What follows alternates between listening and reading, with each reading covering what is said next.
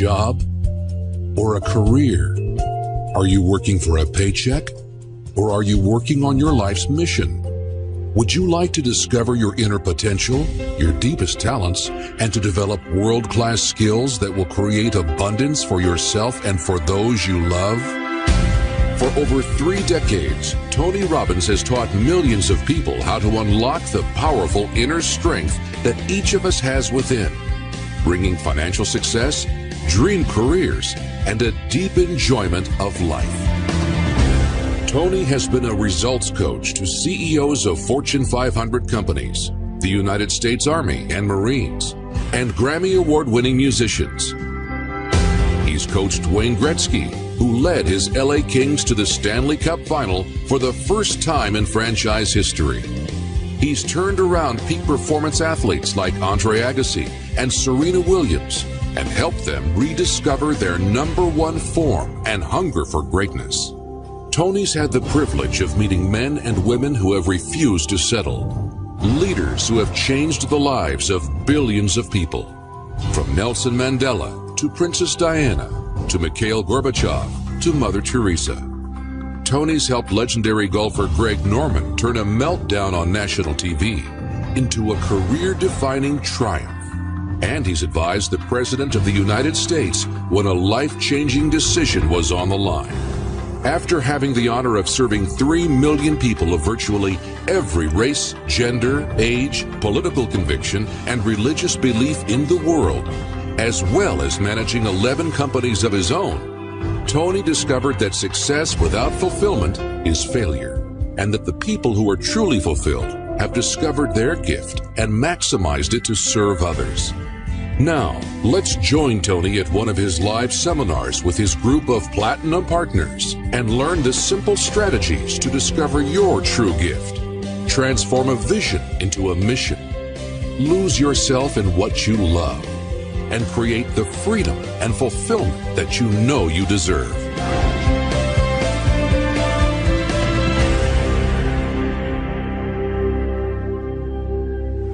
This is life and enterprise management. And so as a result, we want to make sure we work on both. We want to create a system that allows you to succeed in both areas, life and your enterprise. By the way, which one would you say is more valuable? Which one? That's not how most people live the game. Most people make it the enterprise. And as they make it the enterprise, they wake up and they have a tremendous amount of economic success if they're successful. And what's ironic is what makes you successful may not make you fulfilled. And so there's a big pull in our culture to go for what's most successful, what will reward you culturally with respect or acknowledgement or stars on your chart or economic rewards, thinking that will give us freedom. But how many of you have been very successful in business and not been free, i.e., your business, as it got more successful, demanded even more from you? How many have had this experience? Say aye. So what I want to really make sure that comes out of this is an evaluation of what your real gifts are that are going to fulfill you. Because many of you are living a script around your life that involves having an enterprise when really that may not be your true nature. That's not to say you can't do it. It just means you can do it and you'll be stressed out of your life, stressed out of your mind. And so one of the things we want to find out is how much of that is natural as a problem, how much of that is maybe unnatural. Unnatural meaning you're having problems right now that you shouldn't be having at this stage of development. Think about it. If a child is brand new and they have a problem with controlling their bladder, that's a natural problem, isn't it? But if you're 50 and you have this problem, you got a challenge. If a brand new business has a cash flow challenge, it's a problem, but it's a natural problem. If it's a business that's been around 5 or 10 years and it's got a cash flow problem, you got a real abnormal problem. Maybe you got a problem that's even life-threatening to the business. How many follow what I'm talking about here? Sometimes those problems have to do with the fact that you don't understand the stage of development you're in. The most important element is for you to be able to do this, to be able to establish, most importantly, where you really are in your life today. Where are you? And where do you really want to go?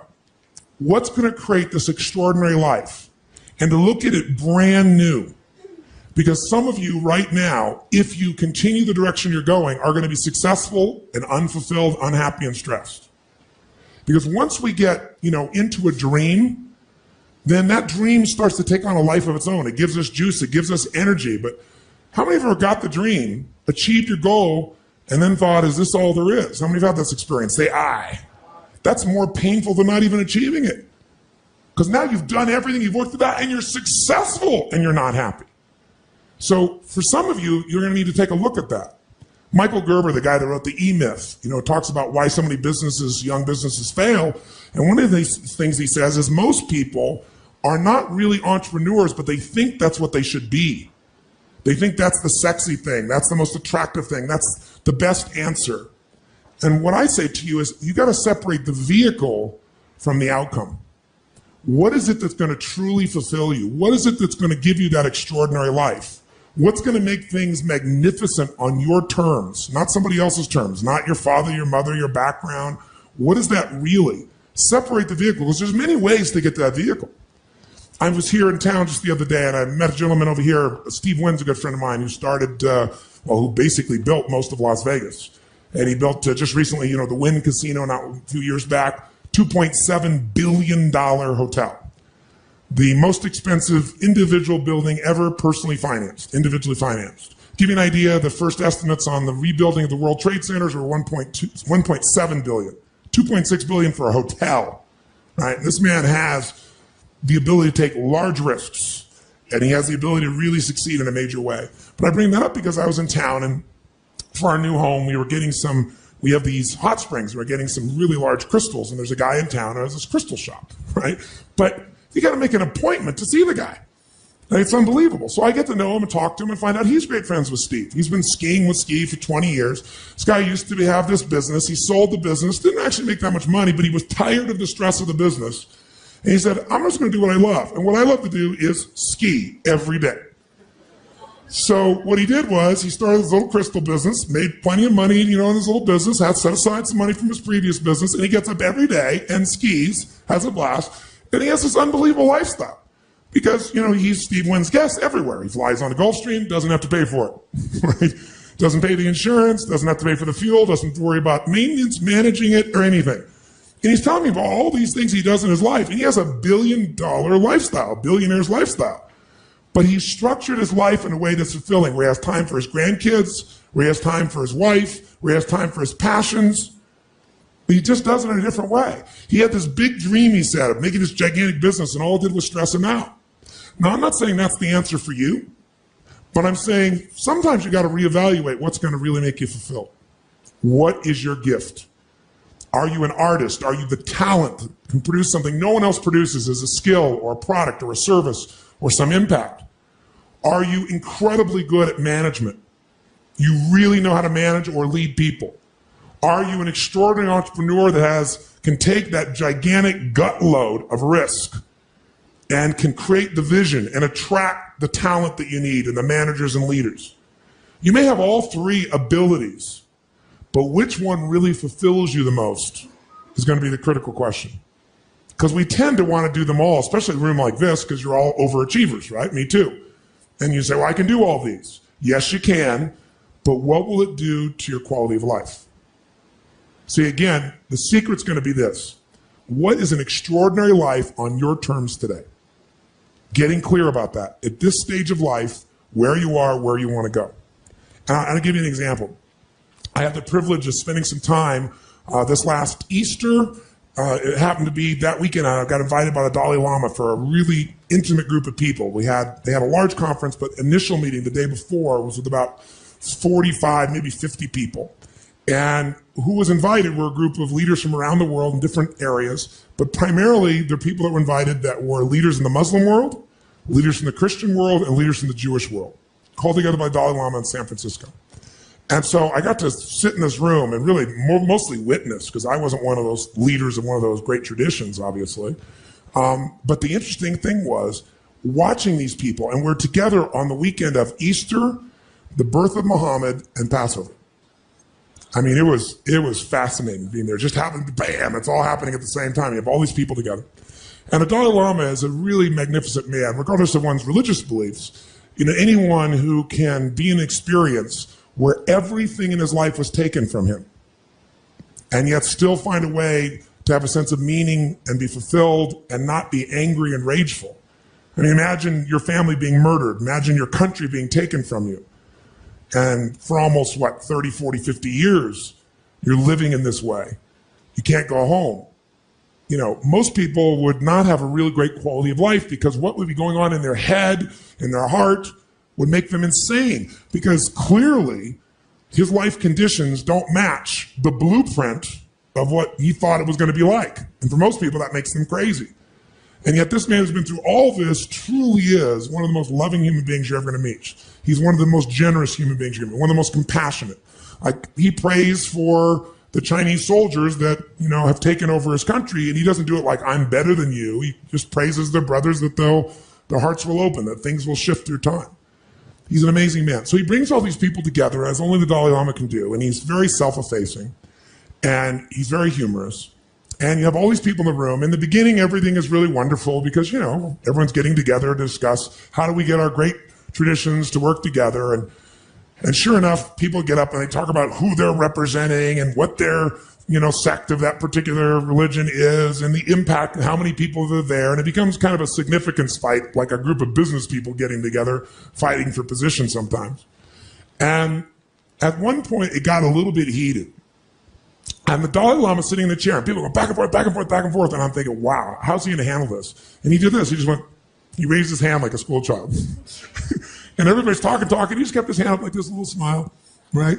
And then finally, the room kind of got quiet, and then somebody called on him. And they said, Your Holiness, and he said, we all represent such magnificent traditions. We represent millions, hundreds of millions of people around the world. And he said, we'd all have to agree that at the core, all these people, regardless of the tradition they're following, they have certain things in common as human beings, as brothers and sisters of humanity. And he said, I would say and suggest that what they all want, regardless of their tradition, is one thing: to be happy. Isn't that why they're doing all this? They want to be happy. They want to have their children be happy. They want to have a sense of fulfillment. They just want to feel like their life has that experience of joy or pleasure or fulfillment. Isn't that what everybody wants? And he said, so maybe we should focus on the common elements that will bring happiness to all people. We can find them in all our traditions. Maybe that's the direction we should go with this conference. And you could just see, like, all these heads, very proud heads in some cases, nodding their heads like crazy. And I thought, God, how beautiful and how simple. That's why you really came here, my friends. That's why you're participating in this program. At some level, you have a blueprint, a mindset, a belief system, a philosophy, a set of values that says, if I master this thing called my life or my enterprise, then I'll have this great feeling. But what's really interesting about life, I believe that extraordinary life, however you define it, has two master skills to it. The first skill is the science of achievement. Most of you in this room have achieved enormously at various levels of business, or as an individual artist or talent, or as an entrepreneur, or as a manager or leader, as an investor. I mean, everybody in this room, most of you in this room, have really hit the jackpot by most of the world's standards, even though most of you think it's still not enough. But the science of achievement is a skill. It is a science. There are laws. So achievement, even this course, to me, that achievement is, business is a spiritual game. That's what I believe. It's a spiritual practice. A lot of people think it's business. Oh, that's money. That's this horrible thing over there. And that's one of the reasons that they never get really passionate about it. I'm a very spiritually driven, purpose-driven man. But the reason I love business is I see business as the ability to take the invisible and make it visible. I think that is what spirituality and creation is. It's about how can I find the gift I have to give the world? And how can I give it in a way that truly adds value? Not I think adds value, but the people receiving it, they vote with their feet and say, this truly makes a difference in my life. This is something I value. And then because they become a customer again. Because they're thrilled with it. Because they become a raving fan, not just a satisfied customer. Satisfied customers will leave you. Raving fans will stick with you. How many of you here, when I say the word, let's say, Microsoft, give me the emotion with sound that you associate Microsoft. Quick, go. Go ahead. If I say apple, give me the feedback. Did you? Apple, do it again. No, I didn't lead you in any way. Apple made every mistake they could possibly make to go out of business. I remember, when Apple started not making any software and they changed the business, and everybody in my company came to me and said, we've got to go, because it's early in our company's history, we've got to go to Windows. I go, Windows is a piece of crap. I mean, it's a poor copy of this. That's absurd. But there was no software, and so everyone in my company went there, but I hung on to my Apple. Because people that had association to Apple are raving fans. They stuck by it, and now they got their iPods, and now they've got, their magnificent computers, and they know they got the best computers in the world. They just smile and laugh. But you notice, when most people associate to Microsoft, even though it's the biggest player in the world, you can just hear by the emotion, yeah. Some people get pissy about it. Very few people you'll ever meet that are pissy about Apple, except people from Microsoft. The point is, one is a satisfied customer at best, the other's a raving fan. If you're going to play the spiritual game of business, the spiritual practice, think about how fast can I take what I envision and make it real? How can I find my form of service, my gift, and give it in a way that is most impactful? That's really what this is really all about.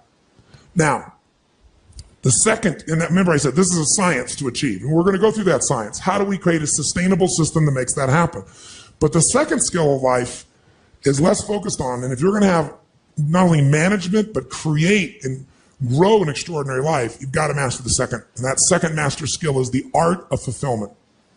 The art of fulfillment. And the art of fulfillment, I call it an art because art is like what one person thinks is beautiful, somebody else may think is ugly. But what you have to be able to do is find out what is it for you that's going to fulfill you. And I'll tell you, there's two primary elements to that. You've got to figure out what is your gift that's going to give you a sense of meaning, because you can't be fulfilled without a sense of contribution. You can feel happy. Happiness for most people is temporary, like pleasure. Eat a chocolate cake, make love, score a point in the game, get the trophy, take your business to the highest level, make the money. There's a moment in which, or maybe a day or an hour, or I don't know how long it lasts for you, but when you achieve those results, will you feel happy? How many know what I'm talking about here? Say I. And how long does it last? I can remember a day when I was on stage. I was in New York City. I was doing what I loved. I was, giving an event, and there was 18,000 people. And I was in the mode of doing what I love, going for it, full tilt. And during one of the stretch breaks, somebody ran up to me and told me our company went public that day, and I made $400 million that day. And I remember, wow, I thought that is so cool. And then I just went right back to what I was doing, which is what I love most, which is serving people, my passion, lighting people up, feeling it. And then I went home and I said, oh yeah, God, it's unbelievable. I made $400 million. What's for lunch? And I'm not saying that, in a cutesy way or an arrogant way. It's just like what you would have thought would be like the most unbelievable thing. That wasn't as fulfilling as my art, my core gift being given. It was wonderful. And it's a good thing because later on, it was an internet company and I saw quite a bit of drop in that company, like about 90%, 85%.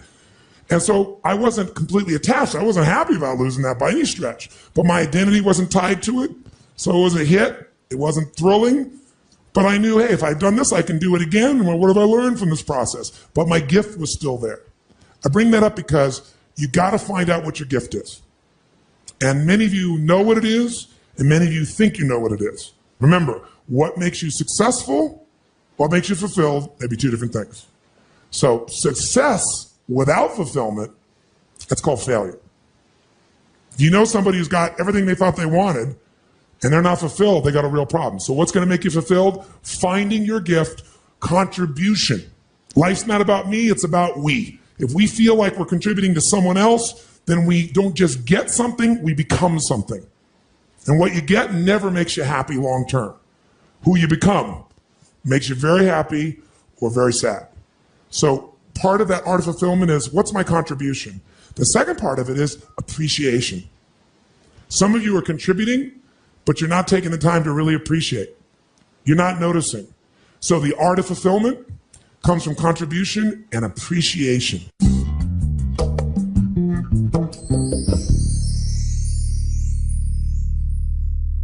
Tell us what's been going on and where are you now? Well, I started my career by producing products 25 years ago, and I've always sold them. Yes. And I thought that I needed to sell them in order to make the money. Yes. So that's been the pattern. Yes. And for the last 10 years, I've been selling software that I created. It's excellent software. Excellent software. But I thought that I had to be the entrepreneur. And while I'm producing software, time just goes. Yes. You know, Monday morning comes and suddenly it's the weekend. Yes. And I've got to stop running a Clearly a unique being here. But you see, he certainly has his art, right? He knows his art because he's totally fulfilled. Time disappears. Okay? And I thought the only way to provide for my family and those that we provide for was to sell and to manage a company. For the last 12 months, well, I've lost $500,000 this year running a company with a good product. Okay, so it's pretty obvious I can't run a company. Yes. It's not my center. So many times I get up on Monday morning and I feel like vomiting because I don't feel competent. Mm-hmm. I don't feel like I'm doing a good job. Yes. It seems decision after decision I make is the wrong decision. Yes. I know I'm not an idiot. I know I'm a reasonably smart guy, but as I was saying to my wife just a couple of weeks ago, I said, I've actually lost my confidence because for a year now, every major decision I've made has turned out to be the wrong decision. And I don't know whether I'm able to make the right decision. Yes. But that's because I was doing something that's not my nature. That's correct. That's correct. So I came here. The future looked very bleak because I'd lost my confidence. Yeah. And now that I've been reminded that that's not my nature, yes. And I'm focusing back on what I can do, I'm feeling good about myself again. Good. Well, you're going to lose. Give me a hand, first of all. Fantastic. Do you also attach to knowing what your nature is and knowing its value, meaning that it's not less valuable than running a company per se? Have you gotten that piece as well?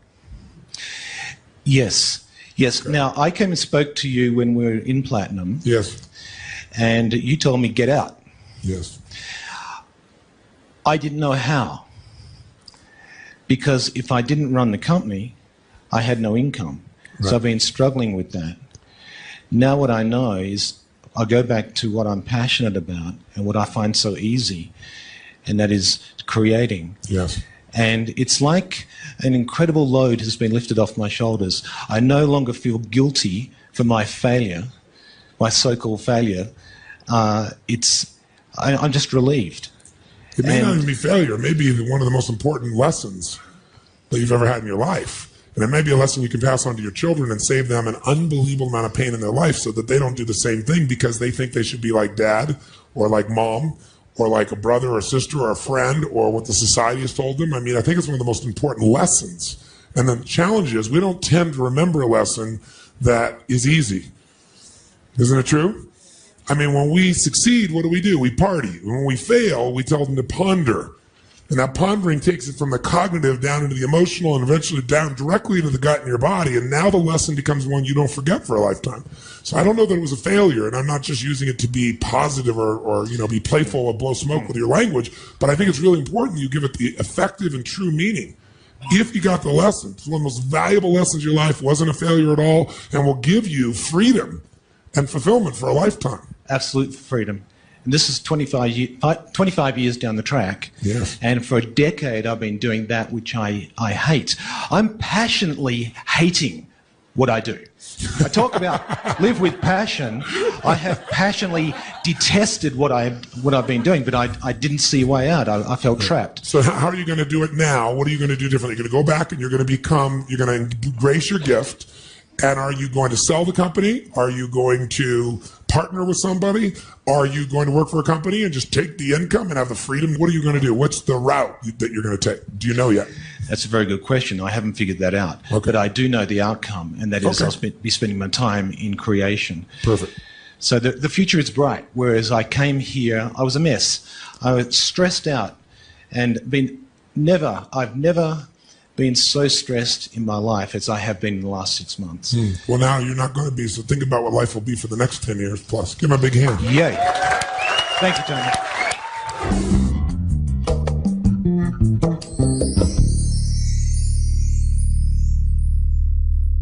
Whether you're the talent, that's the gift you've got, whether you're the manager, leader, or whether you're the entrepreneur, find your gift and give it every day with more intensity, more beauty, more love, and more unselfishness. And ironically, you'll fill up even more. You'll feel more love and joy and happiness because you'll love yourself, for God's sakes, regardless of what other people do. And it won't be an ego love yourself where you're lying to yourself so you can make other people think you're a certain way. It'll be you connecting with you. And when you connect with you, it's very easy to connect with the real part of other people. That's what life enterprise management is. I'll give it to you. 3,000-year-old simple phrase. Know thyself. But I'll add one. Then be thyself. You know yourself, but you don't be yourself. You just wasted all your time. Don't make yourself wrong. Engage yourself. Find the gift. I'll give you a perfect example. I have a friend, John McCormick. He owns a company called Visible Changes Hair Salons. I don't know how many he got now, like 75, whatever they are. Very, very successful man. He was Inc. magazine's, Entrepreneur of the Year many years ago. And when I first met him, we had these great conversations, and I asked him about what really changed his life. And this guy was, from the Bronx, or Brooklyn rather, and all of his family members, his father and his father's father, had all been police officers. So kind of picture that culture growing up. What are you supposed to be when you're born? A cop, right? And everything associated cop's important. So that, you like your mother or father, you like your family, they're close and loving to you, and he's a cop, and grandpa's a cop, and the culture's being a cop, you're going to be a cop. So he became a cop. And as a cop, 19, 20 years old, he found out something about himself that was different than his family. His father relished running into a building where somebody might have a gun to his head and figure out how to talk his way out of it, like when he's working with a crook. He did not have this same gift. He didn't have the gift of desiring to be in a place of such massive uncertainty like his father did. Not at all. Not in this context, anyway. He might want it somewhere else, but not here. Everybody wants variety, but that's not what he wanted. And one day he was chasing a guy, and he turned around, and the guy had a gun out to his head, and he fired at him and barely missed. And fortunately, his partner got the guy. And the next day he said, I am not being a cop. It ain't worth $20,000 a year to have somebody shooting at me every day. Now, when he did that, nobody in his family was happy about it. But he said, I am not going to do that. I'm not. So, interestingly enough, he had a very creative mind, and he liked people. And a long story short, some guy met him and said, it's Christmas time when he quit, and he had no money. And he said, how about, you partner with me, a friend of his, and he said, we'll buy a bunch of Christmas trees.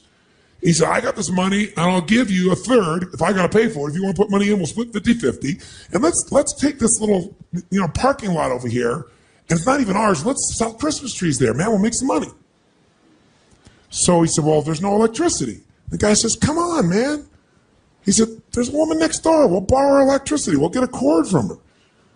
So sure enough, he and his buddy, John McCormick and his buddy, they go out and they buy these Christmas trees. They drive a million miles away to get them, so they get them really cheap. They bring them to New York City, down in Brooklyn. It's a little parking lot, an old broken down building. They put them out there, and they sell all the Christmas trees, and they go back and do it again. They keep reinvesting, and over the period of like 2 or 3 weeks, he makes X amount of money. I don't really remember the number, but let's say it's $10,000. More money, almost as much as you'd make in a year, half as much as you'd make in a year, and he made it without somebody shooting at him, and he made it in 3 weeks.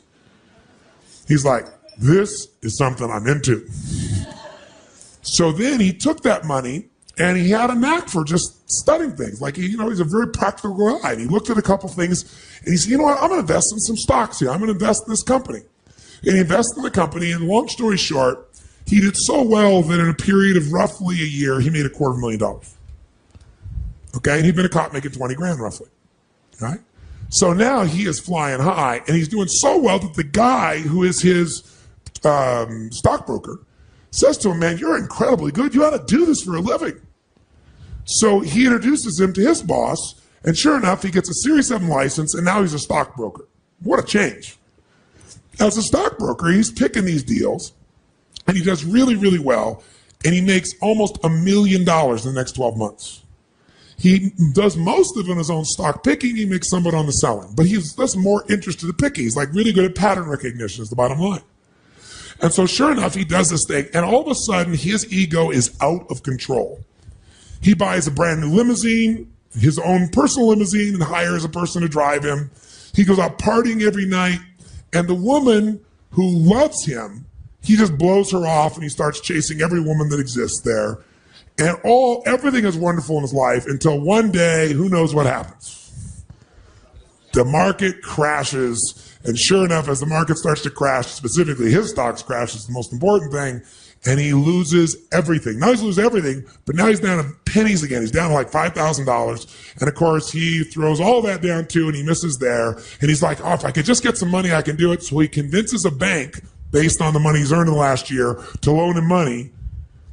And the next thing you know it, he's $250,000 in the hole, owns nothing, his car is repossessed, all his friends disappear, because they weren't really his friends, they were just people that were getting resources from him, and he's completely alone. And now he wants to kill himself.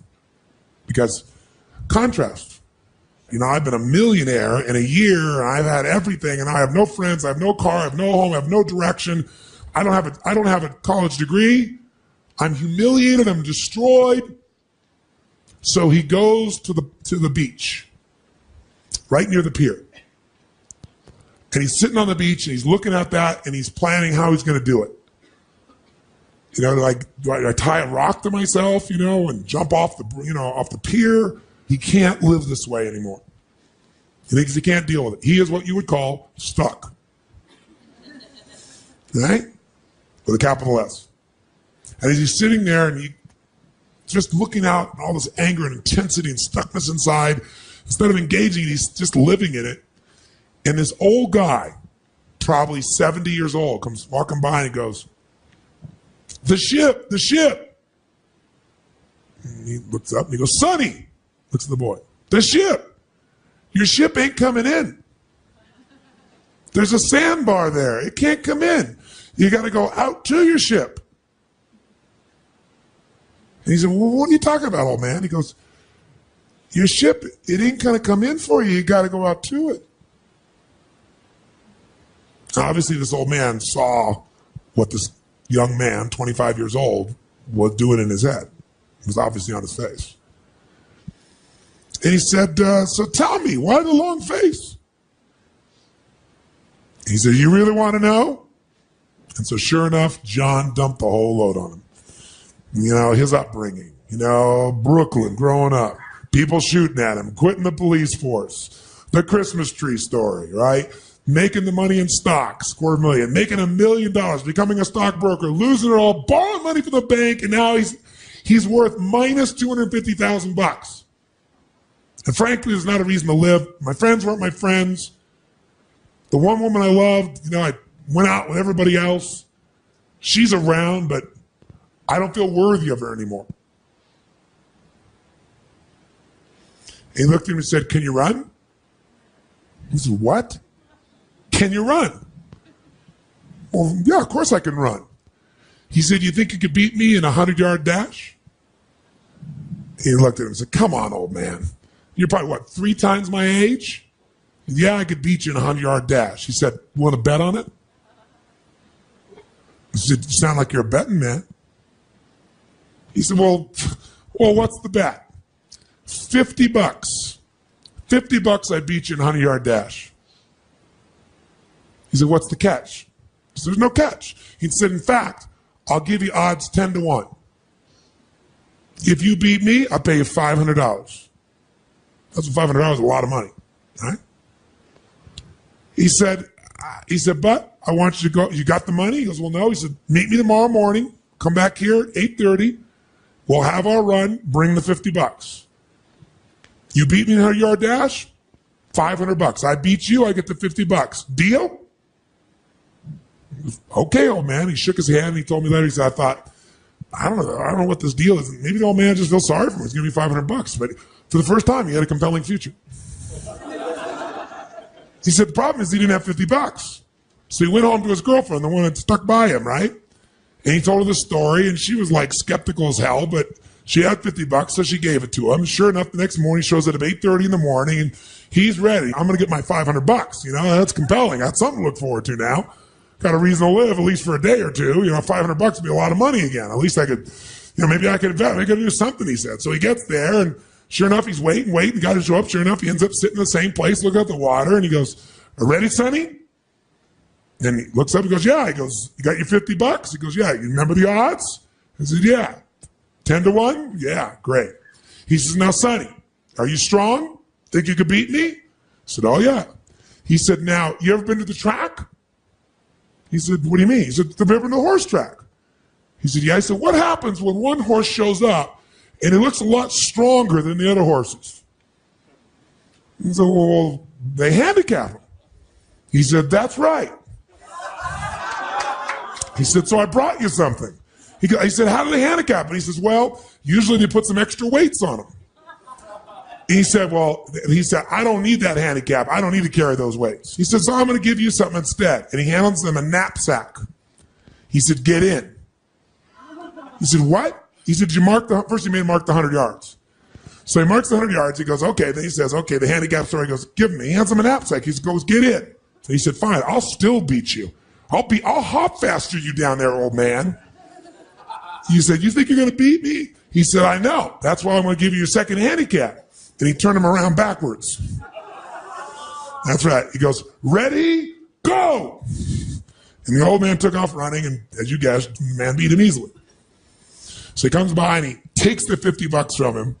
He's going to keep your work? Give me it. He takes the $50 from him. He said, so what'd you learn? He said, I learned I got gypped and ripped by an old man. He said, that's all you learned? He said, go jump off that bridge. He said, that's all the smarter you are? Then you go jump off that bridge. If you're a little smarter than I think you are, you go home and you think about this. You meet me tomorrow morning at 8:30 and we'll have lesson 2. You don't need to bring any money. Just bring the answer to what you just learned. If you give me the right answer, I'll take you to the next level. And John spun out, walked out of there going, I got conned by an old man. I lost $50 more. I have $250,000 and $50 in debt. And it's my girlfriend. I got the $50. He's like, how am I going to tell her that I lost her $50 in a race to an old man? All night long, he's up trying to figure out what the hell you're supposed to have learned from this. Don't trust people. Don't listen to people, right? Because every moment of your life, you got to decide what are you going to focus on and what does it mean and what are you going to do? Is it the end of the beginning? Are you being punished or rewarded? Meaning is where all life is shaped, and you have the power to change the meaning how fast. But you better ask a better question or come up with a better answer. So sure enough, he comes back the next morning. He's thought all night. Sure enough, the guy's there. His name's Abe. Abe's there. He said, okay, young man, what did you learn? He said, well, I guess what I really learned is I lost because I let you make up the rules. He said, I got 2 sons. Both went to college. Took them 10 years to figure that out after college. He said, you could be a very wealthy man. And John's eyes lit up. He said, what's the next lesson? He said, well, if you get that lesson, on that one alone, you could become wealthy. His second lesson to him was he said, now, tell me what you think your challenge is. He says, well, I don't have any money. He said, well, have you ever done a balance sheet? He said, well, of course I have. I don't know how to do a balance sheet. He said, great. Well, let's do the balance sheet on your life here. Tell me what's on a balance sheet. What do you think is on a balance sheet, guys? What do you see? What do you see? Assets and liabilities. He said, so you're telling me right now you can't succeed, you don't have a reason to live. And he said, my guess is it's because you haven't done your balance sheet in a long time. So he said, come on, let's fill out the balance sheet of your life. Tell me what you got. And he said, well, I'll tell you what I got. He said, I got minus $250,000 is what I got. Actually, $250,050 thanks to you. I owe $250,000. I'll tell you what else. I don't have, a college education. I don't have a degree. I don't have many friends. He went on and on and on, and all of a sudden, Abe shook his head and he said, stop. You clearly know nothing about an asset. So you don't know how to find out what your assets and liabilities are. He said, think about this. You got a balance sheet? What does that tell me when you start with the liability side? Any man that starts with his liabilities before his assets is destined to have pain. He said, tell me some assets. He goes, I don't have any assets. I don't have any money. He said, come on, you have some assets. He said, clearly no one taught you how to build a balance sheet. He said, the first asset you got is that you owe $250,000. He said, any man who can get a bank to loan him $250,000 has assets. He said, so first we got to move it over here. Asset, owe $250,000, which means the bank is invested in me.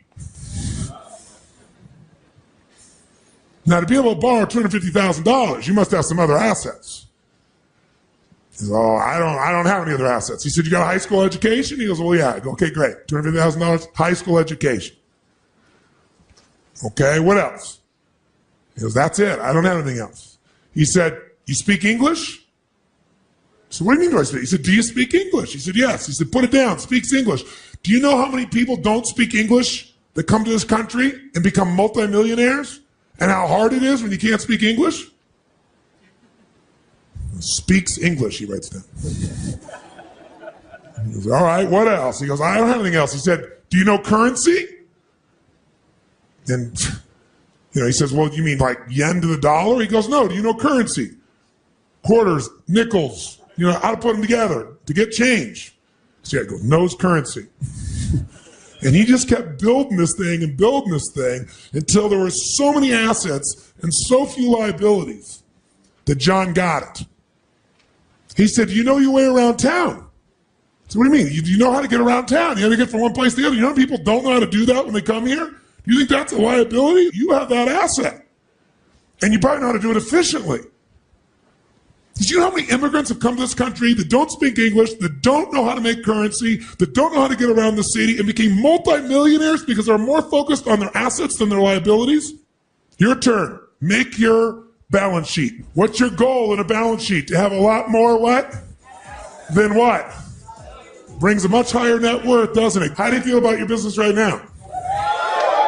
Well, what if, that whole thing, what if, I don't really have resistance to having to run the business, but it's my vehicle. What's the answer to that question, guys? Get a what? Team.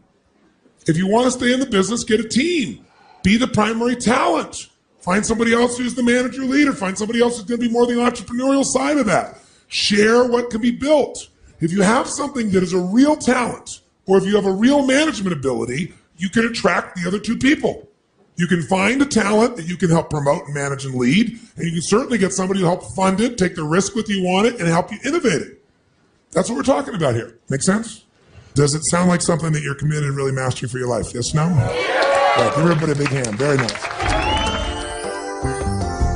Now that you've learned how to tap into the value of your greatest gift, take 5 minutes to complete your true gift assignment. Number 1, who are you at your core? In what role are you most fulfilled? The talent, manager, leader, or entrepreneur? Number 2, what are 1 to 2 actions you can take now to develop your strengths and spend more time on what you love? As a final bonus exercise, create a balance sheet for your life. Make sure to include all of your assets. Want to learn more about your true gift and go to the next level in your professional life? Go to TonyRobbins.com/truegift to get your free coaching strategy session, free downloadable content, and exclusive savings on Anthony Robbins events and newest products.